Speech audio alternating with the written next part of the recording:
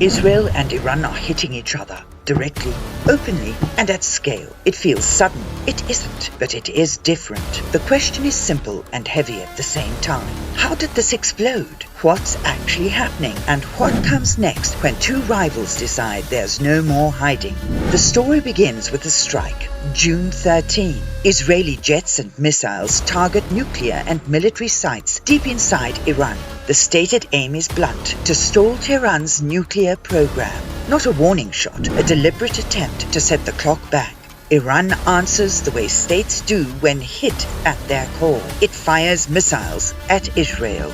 The toll builds fast. By June 15, Iran says 224 people are dead. In Israel, at least 24 are killed by Iranian strikes. These numbers are not just statistics. They're families in shock, cities on edge, hospitals full of noise. The region understands what this means. The fear is that this isn't a burst, it's a fuse.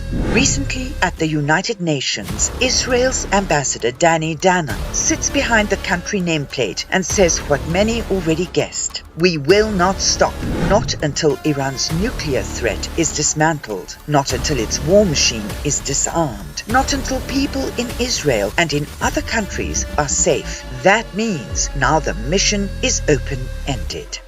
Across the table, Iran's ambassador Amir Sayed Eravani warns of wider fire. He urges the council to stop the Israeli attacks. He adds a line that cuts through the room. There are credible reports the United States may join this war. That possibility hangs over every move, because when Washington comes in, everything scales. The White House says its priority is simple: Iran must not get a nuclear weapon. The US president says he will decide within 2 weeks whether to get involved. That clock ticks while missiles fly. It doesn't tick for long. 8 days after the first Israeli strike, the United States bombs 3 Iranian nuclear facilities: Natanz, Isfahan, and Fordo. There's a logic behind the target set. Fordo is buried deep. In most scenarios, only US bunker busters can reach it. Israel wants that site hit. The US joins briefly to do the thing only it can do at that depth and speed. It fires missiles at Al Udeid Air Base in Qatar, which is a key American hub. The risk spikes again, and then a pause. The US president announces a ceasefire between Iran and Israel. Not a treaty, a fragile stop, a breath. But on the political stage, the positions harden, not soften. While the core fight is Israel versus Iran, the impact spreads along the Gulf like ripples from a dropped stone. The Gulf Cooperation Council calls an emergency meeting. Kuwait chairs. The Secretary General calls it what it is: an extremely dangerous and unprecedented escalation. The GCC enters full alert, not just for missiles, but for something quieter and scarier: radiological risk. If strikes near nuclear sites go wrong, the fallout doesn't care about borders. So Gulf states monitor radiation. They push out public messages to calm people. Qatar says radiation levels are within safe limits. Kuwait's military says the missile paths pose no risk to its airspace. At the same time, diplomats in the Gulf condemn the bombardment of Iranian territory. They call for all parties to stop and return to talks. It's not only about principle, it's also about geography. The Strait of Hormuz and Bab al-Mandab are narrow choke points that keep the world's trade moving. If a missile or mine closes them, oil prices jump, insurance spikes, supply chains stutter, tourists cancel, capital leaves first and asks questions later. S&P Global Ratings revises risk higher. Bankers say buffers exist, but confidence can drain in prolonged crises. Gulf leaders know this math by heart. They've built their economies around resilience. War tests that word in real time, so they push for mediation. Oman speaks to everyone and keeps the messages discreet. Qatar opens channels to Washington and Tehran. The pitch is simple: stop the strikes, talk about nuclear steps, make space for a new deal. Iran signals it's open to rejoining nuclear talks if Israeli strikes stop. That if is doing a lot of work. Israel, for its part, says there will be no pause until the nuclear threat is rolled back. The gap is wide. Still, the Gulf tries. There is another stage where pressure rises, the European one. France, Germany, and the United Kingdom write to the UN. They say they're prepared to trigger snapback sanctions on Iran unless it returns to negotiations with the United States and the nuclear agency. They also leave a door ajar. If Tehran comes back to talks and cooperates with the IAEA, the deadline can be extended. The calendar matters. In October, key clauses of the 2015 nuclear deal expire. The E3 wants leverage before that date. They set the end of August as a line. Either Tehran moves or sanctions snap back. And Iran's Foreign Minister Araghchi says the Europeans have no legal or moral ground to do this and warns if they push snapback, they could be excluded from future talks. He argues the E3 did not meet their earlier commitments. He downplays the tool. Not that important anymore, but the message is plain. Pressure will close doors, not open them. Meanwhile, the IAEA's role gets complicated. Iran suspends cooperation after Israel's attack. An agency official visits Tehran. The watchdog does not publicly comment on the meeting. That silence is its own signal. Inspectors can't do their work without access. Without inspectors, trust collapses. Without trust, technical steps turn into political accusations. That is how escalations harden.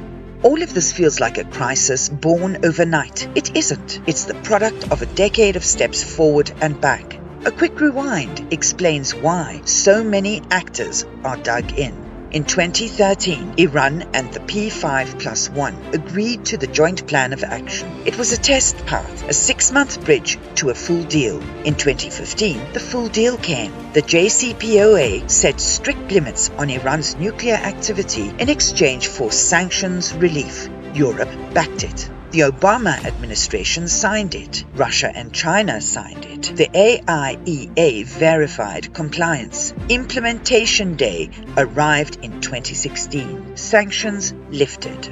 Then politics changed. In 2018, the US withdrew. Sanctions returned. Iran responded in stages. It surpassed stockpile limits. It reopened enrichment at Fordo. It installed faster centrifuges. Attacks and assassinations flared around the edges. Saudi oil facilities at Abqaiq hit in 2019.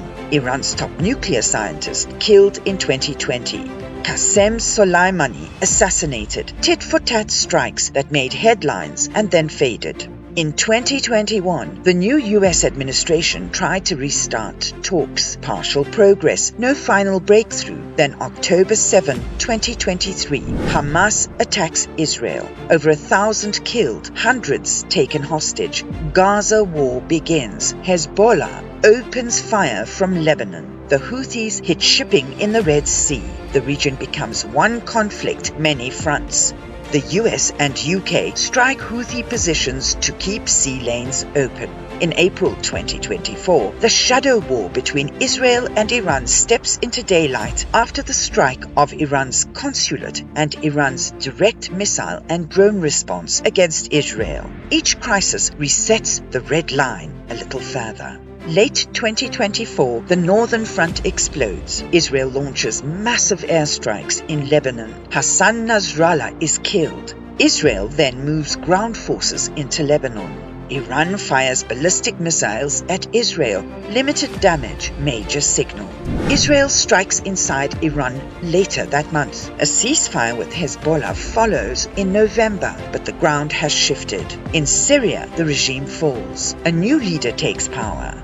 Israel positions troops along the buffer. Airstrikes hit Syrian military sites. This isn't background noise. It sets the stage for 2025.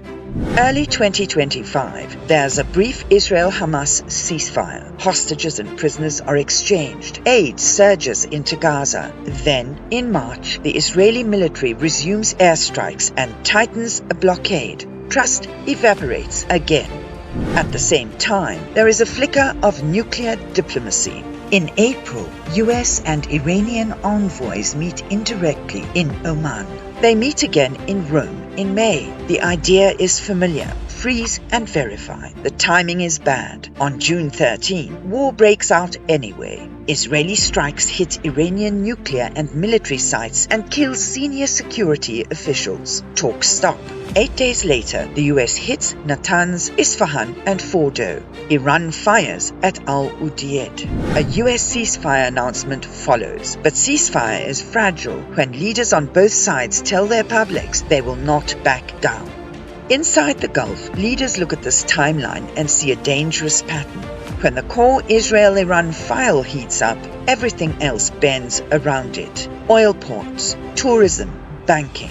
Analysts warn of rising insurance costs on ships rerouting around the Cape and the ripple effects on prices wherever you live. Governments move to reassure their people. Communications emphasize safety. Radiation levels are normal. Airspace is safe. The message is steady. We are in control, but the private conversations are urgent. Keep the war contained or the Gulf pays the bill first. And that's where the world stands, balanced on a ceasefire that could crumble within a single strike. The next move won't just decide the future of Israel and Iran. It could reshape the region and beyond. If you want to stay ahead of the next turn in this story, hit subscribe, turn on notifications, and follow along, because the moment this changes, you'll want to know first.